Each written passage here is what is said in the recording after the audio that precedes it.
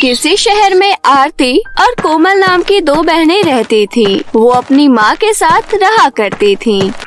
कोमल, जल्दी उठ जा, घर में झाड़ू लगा दे। माँ, मैं नहीं उठूंगी, कल भी मैंने ही झाड़ू लगाई थी, आज आरती की बारी है। बेटी, आरती ने सारी रात पढ़ाई की है, उसे आराम की जरूरत है। अब जल्दी उठ जाओ, नहीं तो झाड़ू से पिटाई लगाऊंगी। कोमल का मन पढ़ाई में बिल्कुल नहीं लगता था, लेकिन जबकि आरती को हमेशा किताबों में घुसे रहने की आदत थी, इसलिए उनकी माँ आरती को ज्यादा प्यार करती थी और उससे कोई काम नहीं करवाती थी। एक दिन उनके घर पर एक बूढ़ी अम्मा आटा मांगने आती है। बेटी, थोड़ा आटा दे दो, इस गरीब की दुआ लगेगी बेटा। आरती, मैं दूध गर्म कर रही हूँ, क्या तुम बूढ़ी अम्मा को आटा दे आओगी? तुझे दिखाई नहीं दे रहा?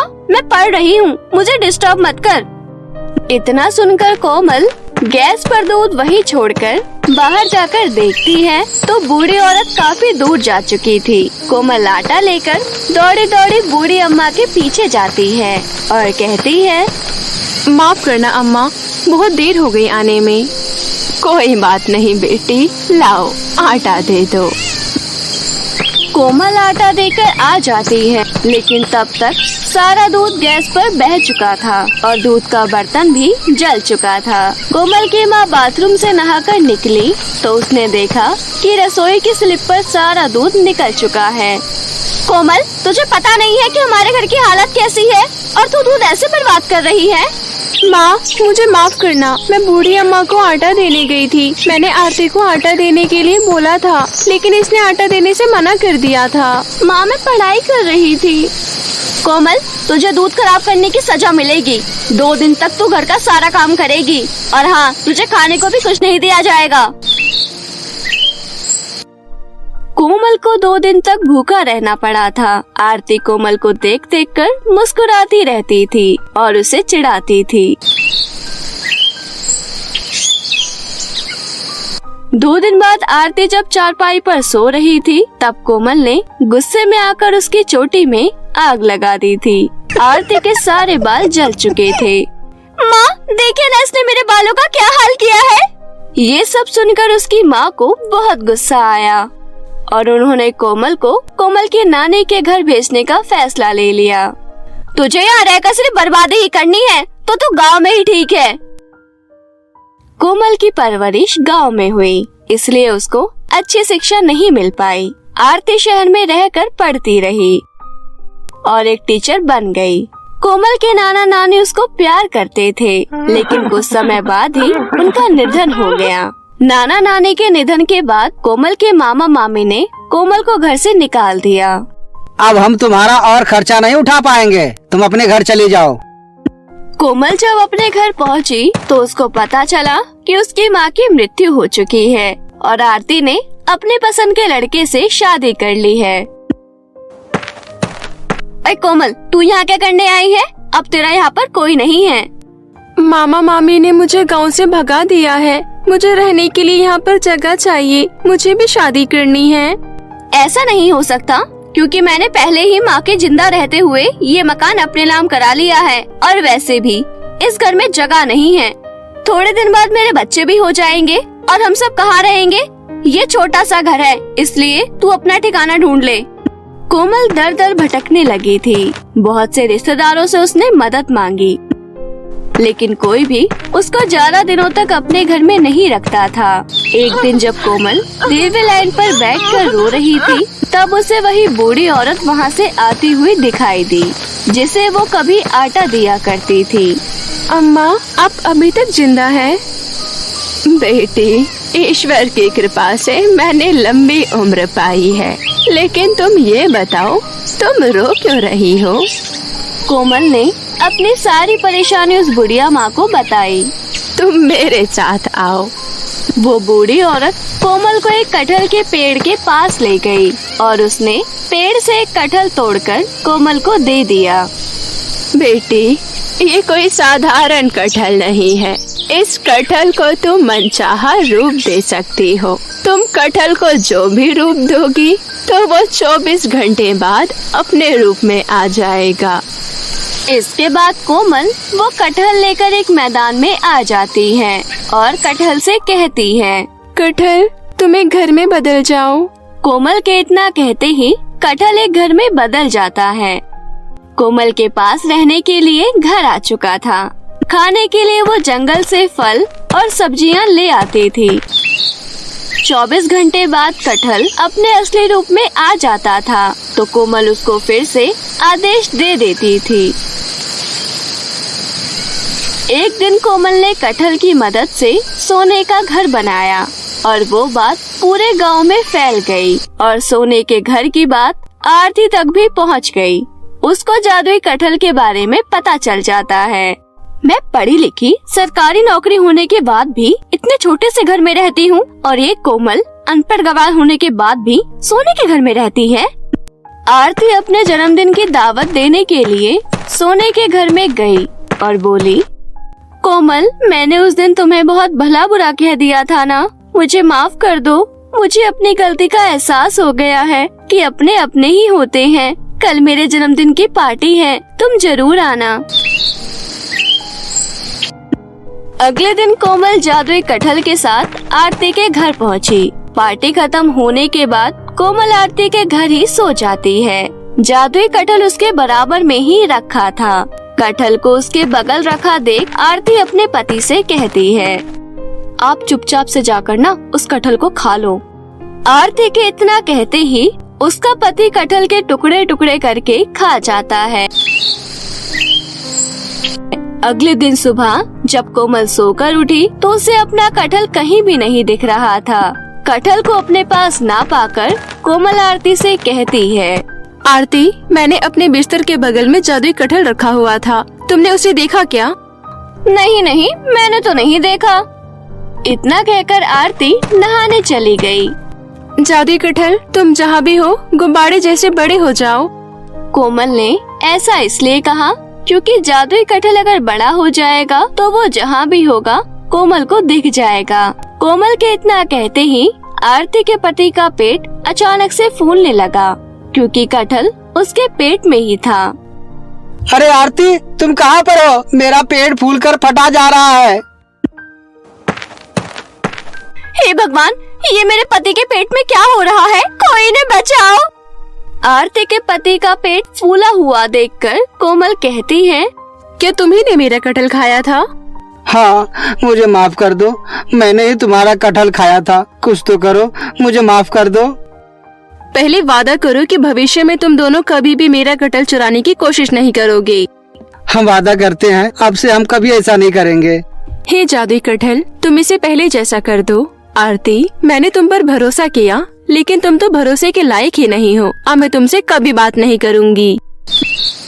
इतना कहकर कोमल बूढ़ी अम्मा के पास जाती है और वो बूढ़ी अम्मा कोमल को एक और जादुई कटहल दे देती है।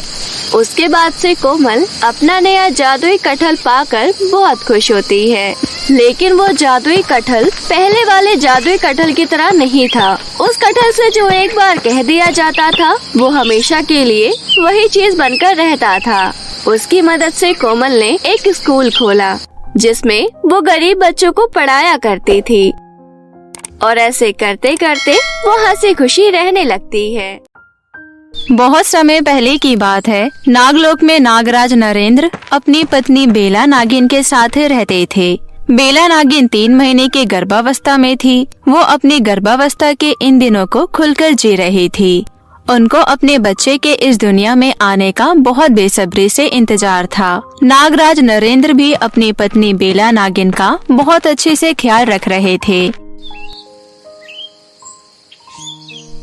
तभी एक दिन अचानक से नागलोक में हाहाकार मच जाता है। धरती कांपने लगती है, आसमान में बिजली चमकने लगती है। तभी नागलोक की एक दासी नागराज और नागरानी के समक्ष आकर बोलती है, हे नागराज, नागलोक पर इच्छाधारी नेवलों के सरदार रंजीत ने हमला कर दिया है।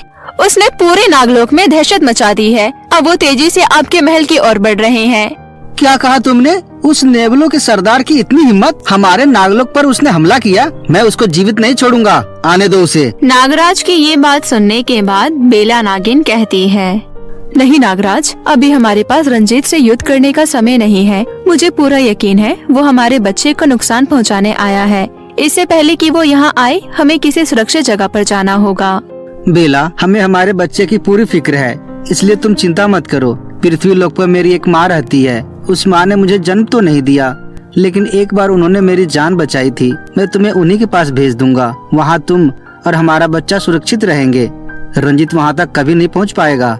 आपका कहने का मतलब क्या है कि आप मेरे साथ नहीं चलेंगे?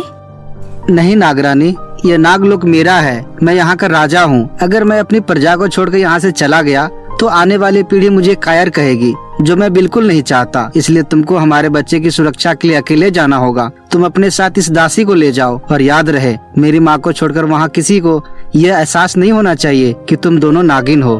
तभी दासी कहती है, जो आज्ञा नागराज, मैं हर वक्त नागरानी की सेवा करूंगी। नागराज अपनी शक्तियों से नागरानी और दासी को पृथ्वीलोक पर रहने वाली एक बूढ़ी औरत के घर भेज देते हैं। उस बूढ़ी औरत का नाम रामवती था।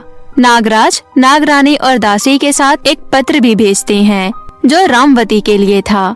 उसमें उन्होंने सारी बातें लिखी थी। उस पत्र को पढ़ने के बाद रामवती कहती है, आओ नागरानी, मेरी छोटी सी झोपड़ी में तुम्हारा स्वागत है। तुम्हारे बच्चे का जन्म इसी झोपड़ी में होगा। आपका बहुत बहुत शुक्रिया हमें आसरा देने के लिए। वैसे तो नागराज ने हमें सुरक्षित कर दिया, लेकिन मुझे उनकी चिंता हो रही है। तुम चिंता मत करो, नागराज को कुछ नहीं होगा। नागरानी बेला और उनके बच्चे को सुरक्षित करने के बाद नागराज रंजीत के समक्ष जाते हैं। वो इच्छाधारी नेवला एक राक्षस के रूप में खड़ा था।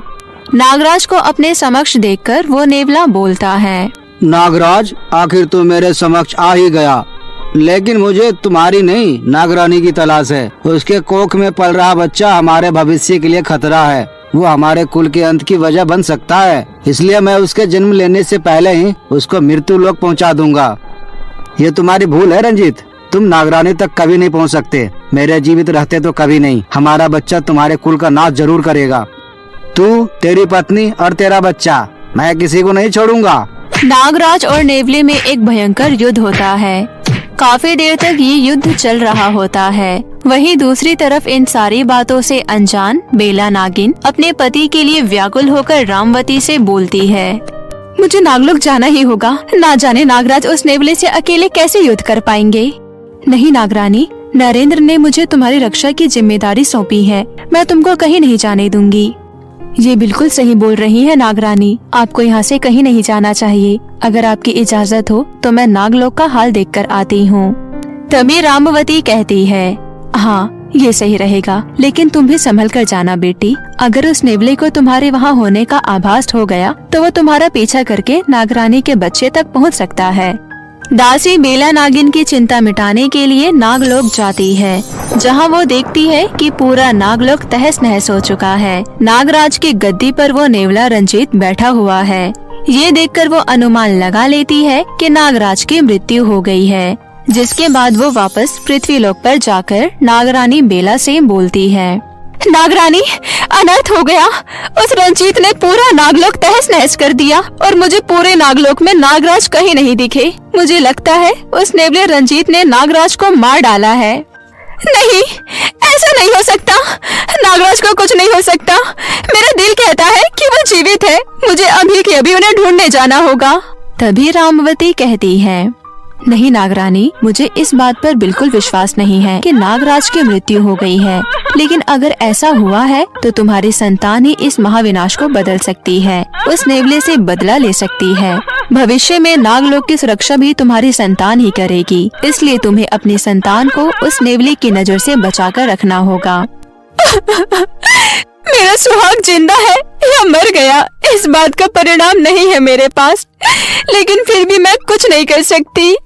इस तरह नागरानी बेला नागराज की कोई खबर ना मिलने पर परेशान हो रही थी। दूसरी तरफ नागलोक पर कब्जा जमाए बैठा रंजीत अपने सिपाही नेवलों से बोलता है, जाओ और जाकर पृथ्वी लोक का कोना कोना छान मारो। मुझे किसी भी हाल में वो नागरानी बेला चाहिए। उसके संतान के जन्म से पहले मुझे उसका अंत करना है। उसके इतना कहने पर उसके सारे सिपाही नेवले पृथ्वी पर नागिन बेला की तलाश में लग जाते हैं। लेकिन किसी को नागरानी की कोई खबर नहीं मिलती। लगभग 6 महीने गुजरने पर भी जब कोई सुराग नहीं मिलता तो रंजीत इस बात से बेहद गुस्से में आ जाता है। उसके बाद वो अपने भवन के कैद खाने में जाकर एक व्यक्ति को पीटते हुए बोलता है, नागरानी के संतान का जन्म नजदीक है, बता मुझे तूने कहाँ छुपाया नागरानी को, बता वरना तेरी मौत निश्चित है। दरअसल वो आदमी कोई और नहीं बल्कि नागराज नरेंद्र ही थे। इतनी पिटाई खाने के बावजूद नागराज नरेंद्र अपनी जुबान नहीं खोलते। फिर गुस्से में रंजीत बोलता है, किसी भी हाल में मुझे वह बच्चा मरा हुआ चाहिए। एक तरफ वो नेवला गुस्से से बेचैन हो रहा होता है, दूसरी तरफ पृथ्वीलोक पर नागरानी बेला एक बहुत खूबसूरत बेटे को जन्म देती है। रामवती उस बच्चे को गोद में लेकर बोलती है, नागिन बेला और नाग नरेंद्र का पुत्र इस दुनिया में आ गया है, अब उन नेवलों का नाश तय है। नागरानी बेला अपने पुत्र के जन्म से बहुत खुश थी। नागरानी के पुत्र के जन्म लेते ही पूरे नागलोक की जमीन हिलने लगती है। ये सब देखकर रंजीत को आभास हो जाता है कि उसके कुल का अंत और नागरानी का पुत्र अब इस दुनिया में आ चुका है। नहीं नहीं, ऐसा नहीं हो सकता। मेरा काल जन्म ले चुका है। आखिर वह पृथ्वीलोक के किस कोने में है? वह मेरी नजरों के सामने क्यों नहीं आता? दूसरी तरफ नागरानी अपने पुत्र को गोदी में लेकर उसका नामकरण करते हुए बोलती है, मेरे पुत्र, तुम्हें अपने पिता की मृत्यु और नागलोक के विनाश का बदला लेना है। तुम पहले नाग हो जिसने पृथ्वीलोक पर जन्म लिया है, इसलिए मैं तुम्हारा नाम पृथ्वी रख रही हूँ। नागरानी बेला अपने पुत्र का नाम पृथ्वी रखती है। इसके बाद समय अपनी रफ्तार पकड़ लेता है और देखते ही देखते 18 साल बीत जाते हैं, जिसके बाद नागराज पुत्र पृथ्वी को बेला सारी सच्चाई से अवगत कराती है और उसे नाग होने की सारी शक्तियाँ देते हुए बोलती है, पुत्र, वक्त आ गया है। अब तुम्हें उस नेवले के सरदार रंजीत के कब्जे से हमारे नागलोक को आजाद करवाना है। कई नाग नागिन उस रंजीत के कैद में हैं, तुम्हें उन सबको आजाद करवाना है। आप चिंता मत कीजिए माँ, अपने पिता का बदला और अपने नागलोक को वापस मैं लेकर ही रहूँगा। इतना कहकर पृथ्वी नागलोक की तरफ प्रस्थान करता है। उसके वहाँ पहुँचते ही वहाँ की धरती खिल उठती है, सारे फूल खिल जाते हैं और वहाँ छाया हुआ अंधकार रोशनी में बदल जाता है। उसके बाद पृथ्वी रंजीत के सामने जाकर बोलता है, रंजीत, तेरा काल अब खत्म हुआ, तेरा अंत तेरे सामने खड़ा है। एक छोटा सा बालक मेरे अंत की बात कर रहा है। आखिर है कौन तू और तुझे यहाँ किसने भेजा है? मैं उसी नागरानी का पुत्र हूँ जिसके नाम से तेरी आत्मा कांप जाती है, जिसके जन्म लेने से पहले ही तो उसको मारना चाहता था। मैं वही हूँ, तेरी मौत। अपनी मौत को अपने सामने देखकर रंजीत डर जाता है। जिसको ढूंढने में उसने दिन रात एक किया, आज वो खुद ही उसके सामने आकर खड़ा हो गया। लेकिन अपने डर को छुपाते हुए रंजीत पृथ्वी को चुनौती देते हुए बोलता है, तुम जैसे बच्चों से डरने की मुझे कोई आवश्यकता नहीं है। तुमको तो मैं यूं ही हरा दूंगा। इसके बाद रंजीत और पृथ्वी में युद्ध आरंभ होता है। काफी देर तक युद्ध चलने के बाद रंजीत सहित उसके पूरे कुल का अंत हो जाता है। पृथ्वी अकेले नेवलों के पूरे कुल को खत्म कर देता है। विजय हासिल करने के बाद पृथ्वी अपनी मां नागरानी बेला को लेकर पाताल लोक के जेल में जाता है और वहां मौजूद सभी नाग नागिनों को आजाद करता है। उन सभी में से एक आदमी को देखकर नागरानी बेला कहती है, नागराज, आप जीवित हैं, आपको कुछ नहीं हुआ। मैंने तो सोचा था कि आपकी मृत्यु हो गई, लेकिन आप जीवित हैं। पृथ्वी, यही तुम्हारे पिता हैं। पृथ्वी अपने पिता को जीवित देखकर बहुत खुश होता है। उसके बाद नागराज नरेंद्र अपने बेटे पृथ्वी को नागराज का राजा बना देता है और सभी नाग नागिन नागलोक में फिर से अपना जीवन पहले की तरह खुशी से व्यतीत करने लगते हैं।